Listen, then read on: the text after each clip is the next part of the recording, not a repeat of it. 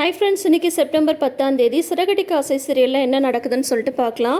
இப்போ வந்து விஜயாவோட dance class பயங்கர ஜரூராக நடந்துட்டுருக்கு. அதில் அந்த காதல் புறாக்கள் வர ஒருத்தர் நல்லா பார்த்துக்கிட்டு இதுதான் நல்ல இடம் நம்ம வந்து மீட் பண்ணுறதுக்கு அப்படின்ற மாதிரி அவங்க வந்து நினச்சிட்ருக்காங்க. அப்போ கரெக்டாக வந்து மீனா வந்து சாப்பாடு கொண்டு வராங்க. என்ன பண்ணுறாங்கன்னா, மீனா வந்து கடையிலேருந்து பிரியாணி வந்து வாங்கிட்டு வந்துடுறாங்க. விஜயா வந்து ஏற்கனவே 1/4 மணி நேரம் லேட்டு அப்படின்றாங்க. 1 மணினா அவங்க 1 மணிக்கு சாப்பிட்ணுமா. மீனா வந்து 1:15 வந்துட்டாங்க. அதனால திட்டுறாங்க. பரவாயில்ல, இருக்கட்டும் விட, லேட்டாக வந்தாலும் பிரியாணி கொண்டு வந்திருக்கால அப்படின்னு சொல்கிறாங்க பார்வதி. வீட்டில் என்ன இன்னைக்கு பிரியாணியை சமைச்ச அப்படின்றாங்க விஜயா. உடனே பார்வதி சொல்கிறாங்க, இதை பார்த்தா வீட்டு பிரியாணி மாதிரி தெரியலையே, கடை பிரியாணி மாதிரிலாம் இருக்குது அப்படின்னதும், ஏண்டி கடையில வாங்கிட்டு வந்த, ஏண்டி சமைக்கல அப்படின்னு சொல்லிட்டு கேட்குறாங்க. உடனே இல்லத்தை பூ கட்டிகிட்டு இருந்தேனா, லேட் ஆகிடுச்சு அதான் அப்படின்னு சொல்கிறாங்க. பூ கட்டுற வேலையவே பார்த்துட்டு இருப்பியா, வீட்டு வேலையெல்லாம் எதுவும் பார்க்க மாட்டியா அப்படின்னு சொல்லிட்டு நீயே பரிமாறு அப்படின்னு சொல்லிட்டு அப்புறம் வந்து நைட்டுக்காவது ஒழுங்காக போய் சமைப்போம் அப்படின்னு சொல்லிட்டு அனுப்பி வைக்கிறாங்க மீனாவை. மீனா வந்து உண்மையை வந்து விஜயாட்ட சொல்கிறதில்ல. சொன்னாலே இவங்க வந்து அதை பற்றி இன்னும் கண்டுக்க போகிறது கிடையாது, திட்ட தான் செய்வாங்க. அதுக்கப்புறம் மீனா வந்து சாப்பாடு கொடுத்துட்டு வெளியில் வரும்போது பார்த்தீங்கன்னா, இந்த காதல் புறா வந்து ஒருத்தருக்கு ஒருத்தர் ஊட்டி விட்டுட்டு இருக்கிறத மீனா வந்து பார்த்துட்றாங்க. அதுலேயும் அந்த பொண்ணு இருக்குது பார்த்தீங்களா, அவங்களோட அப்பா வந்து நல்ல ஏதோ பெரிய இடமோ இல்லை அரசியல்வாதியா என்னன்னு தெரியல. அதனால தான் அந்த பையன் வந்து பம்மி மீட் பண்ணுறதுக்கு இடமே இல்லைன்னதும் இந்த டான்ஸ் கிளாஸை வந்து சூஸ் பண்ணி வச்சுருக்காங்க. அந்த பொண்ணு வந்து அந்த பையன்ட்டு வந்து வீட்டில் இருக்கும்போது ஒரு ஃபோன் கால் போனால் கூட அவ்வளோ பயப்படுது. அப்படி இருக்கும்போது கண்டிப்பாக இந்த பசங்களால் விஜயாவுக்கு வந்து ஒரு பெரிய பிரச்சனை வரப்போகுதுன்றது மட்டும் நல்லாவே தெரியுது. ஏன்னா இன்றைக்கி இவங்க 2 பேரும் பேசிகிட்டு இருந்த பார்த்தீங்கன்னா அப்படி தான் இருந்தது. மீனா வந்து அதை கவனிச்சிடுறாங்க. ஆனால் அந்த பையன் தீபன் வந்து குட் மார்னிங் அப்படி இப்படி சொல்லி சமாளிக்க பார்க்குறான். இருந்தாலும் மீனாக்கு வந்து சந்தேகம் வந்து வந்துடுது. ஆனால் எதுவும் பேசாமல் அமைதியாக கிளம்பி வந்துடுறாங்க. விஜயாவுக்கு வந்து நல்ல மூச்சு முட்டை பிரியாணி சாப்பிட்டதுல என்ன ஆயிடுச்சுன்னு பார்த்தீங்கன்னா, ஜீரண கோளாறு வந்து வந்துருச்சு. அதனால் ரோகிணி வந்து சீரக தண்ணி எல்லாம் வந்து கொதிக்க வச்சு எடுத்துகிட்டு வந்து கொடுத்துட்ருக்காங்க. உடனே விஜயா வந்து கரெக்டாக மீனா வர பூ கொடுத்துட்டு வராங்க. அதுக்கு முன்னாடியே பார்த்தீங்கன்னா அண்ணாமலை வந்து கேட்டு, ஏன் இந்த மாதிரி வந்து ஏப்பமாக விட்டுட்டுருக்க அப்படின்னது எல்லாம் பிரியாணி சாப்பிட்டதுனால தான் அப்படின்னு சொல்கிறாங்க. கரெக்டாக மீனாவும் அப்போ வரவும் எந்த கடையில் இருந்துட்டு நீ பிரியாணி வந்து வாங்கிட்டு வந்து கொடுத்த அப்படின்ற மாதிரி இவங்க வந்து திட்டுறாங்க. உடனே வந்து நீ வந்து கடையில் வந்து வாங்கி சாப்பிட்டு ஏன் மீனாவை வந்து சொல்கிற, அவள் தான் வீட்டில் வந்து நல்லா சூப்பராக குழம்பு கீரை பொரியல்னு எல்லாமே பண்ணியிருந்தாலே அப்படின்னு சொல்கிறாங்க. ஆமாம் மீனா, நீ அந்த சாப்பாடை தானே எடுத்துகிட்டு போனேன்னு முத்து வர சொல்கிறாரு. உடனே வந்து என்னடி இவங்கெல்லாம் சொல்கிறாங்க, அப்புறம் எப்படி பிரியாணி வந்துச்சு, அந்த சாப்பாடு எங்கே போச்சு அப்படின்னு விஜயா வந்து கேட்குறாங்க. அதுக்கப்புறம் தான் மீனா வந்து உண்மை சொல்கிறாங்க. இல்லை, நான் அத்தைக்கு வந்து சாப்பாடு எடுத்துகிட்டு போயிட்டு இருந்தேன். அப்போ வழியில் வந்து வயசான 2 பெரியவங்க வந்து இருந்தாங்க. அவங்க வந்து செருப்பு தைக்கிற தொழில் வந்து பண்ணுறாங்க. சாப்பிடாம அந்த அம்மா வந்து மயக்கம் போட்டு விழுந்துட்டாங்க. அதனால எனக்கு மனசு கேட்காம நான் வந்து அந்த சாப்பாடை வந்து அவங்களுக்கு கொடுத்துட்டேன். அத்தை வேற பசியோடு இருப்பாங்கன்னு சொல்லிட்டு நான் பிரியாணி வாங்கிட்டு போனேன் அப்படின்னு சொல்லிட்டு மீனா வந்து சொல்கிறாங்க. உடனே வந்து பார்த்தீங்கன்னா முத்து வந்து சூப்பர் மீனா, எப்படி மீனா உனக்கு இந்த மாதிரி தோணுச்சு அப்படின்னா தான், ஆமாண்டா இதெல்லாம் ஒரு பாராட்டா, பசியோட நான் இருப்பேன்னு சொல்லிட்டு அதை பற்றி கவனிக்காமல் யாருக்கோ போயிட்டு தானம் வந்து பண்ணிட்டு வந்திருக்க, யார் வீட்டு சொத்தை யாருக்கு போய் நீ வந்து தானம் போட்டுட்ருக்க அப்படின்ற மாதிரி திட்டுறாங்க. விஜயா வேணா நல்ல காரியம் தானே பண்ணியிருக்கா, அதே சமயம் நீ பசியாக இருப்பேன்னு சொல்லிட்டு பிரியாணி தானே வாங்கிட்டு வந்து கொடுத்துருக்கா, அப்புறம் என்ன உனக்கு அப்படின்னு சொல்கிறாங்க. உடனே விஜயா வந்து திட்டுறாங்க. ஆமாம், அந்த பிரியாணி சாப்பிட்டுட்டு தான் இப்போ வந்து நான் அவஸ்தைப்பட்டுட்ருக்கேன் அப்படின்னு சொல்கிறாங்க.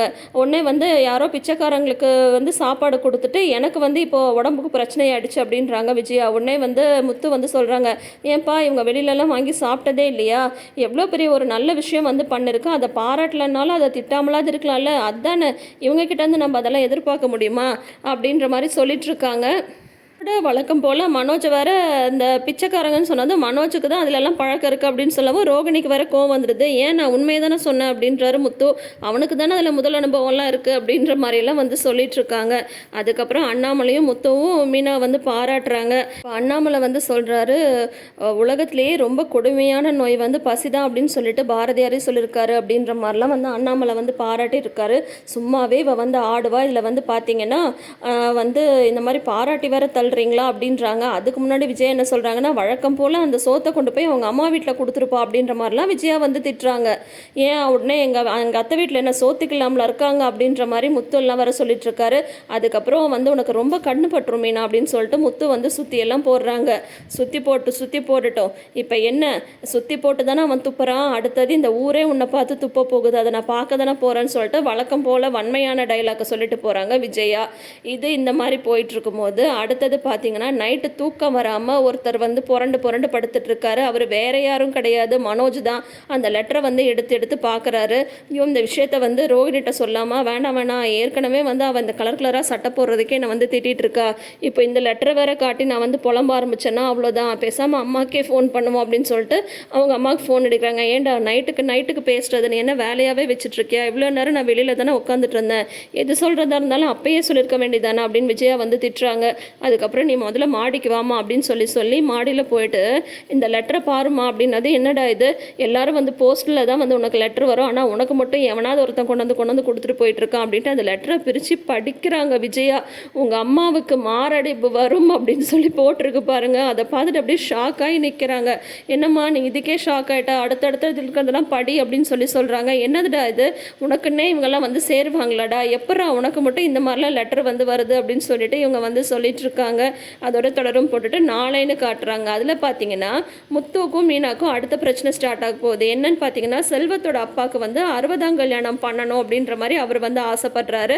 ஆனால் என்கிட்ட ஏது வசதி, அதெல்லாம் வந்து பணக்காரங்களாக தான் பண்ண முடியும், நம்மள மாதிரி ஏழைங்கள்லாம் வந்து ஆசைப்பட்டால் கூட அதெல்லாம் பெற்றவங்களுக்கு பண்ணி பார்க்க முடியாது அப்படின்ற மாதிரி சொல்கிறாரு. உடனே முத்து வந்து என்ன சொல்கிறாரு, மீனாட்டை வந்து அவங்கக்கிட்ட வந்து நீங்கள் கல்யாணத்துக்கு வேண்டிய ஏற்பாடெல்லாம் பணத்துக்கு நான் ரெடி பண்ணுறேன் அப்படின்ட்டு இவங்க உண்டியலில் சேர்த்து வச்சுருக்காங்க இல்லையா பணம், அந்த பணத்தை வந்து முத்து கேட்குறாரு. மீனா வந்து முடியவே முடியாது, அதெல்லாம் தர முடியாது அப்படின்ற மாதிரி இவங்க சொல்கிறாங்க.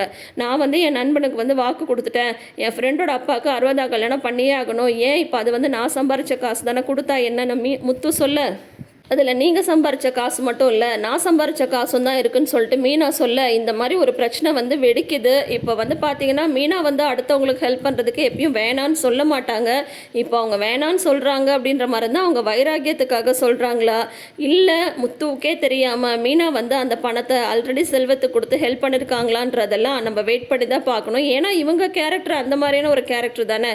கண்டிப்பாக ஒருத்தவங்க ஹெல்ப்புன்னு கேட்டால் இல்லைன்னு மீனா சொல்லவே மாட்டாங்க. ஸோ என்ன நடக்க போகுதுன்னு சொல்லிட்டு வெயிட் பண்ணி பார்க்கலாம். தொடர்ந்து வீடியோஸ்க்கு சேனலை சப்ஸ்கிரைப் பண்ணிக்கோங்க, நோட்டிஃபிகேஷன் பெல் ஐக்கானில் ஆல் சிம்பிள் கிளிக் பண்ணிக்கோங்க. தேங்க்யூ.